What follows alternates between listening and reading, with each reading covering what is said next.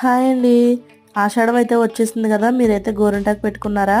నేనైతే గోరింటాకు పెట్టుకుంటున్నాను. ఇదైతే మా మామయ్య గారు తీసుకొచ్చారు. 20 రూపీస్ అంట. నేను ఫస్ట్ టైం గోరింటాకు కొనటము.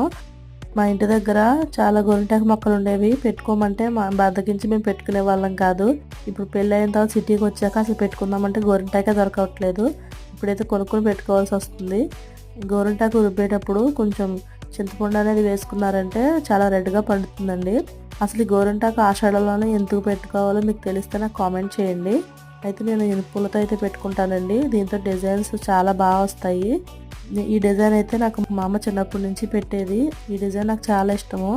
అందుకే ఎప్పుడు ఈ డిజైన్ నేను పెట్టుకుంటాను. ఇలా 3 అవర్స్ తీసేస్తున్నాను. దీన్ని కడగకుండా కొబ్బరి నూనె రాసుకుంటే బాగా పండుతుందండి.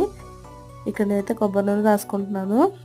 నా గోరింటాకు మీకు నచ్చితే లైక్ చేయండి, కామెంట్ చేయండి. బాయ్ అండి.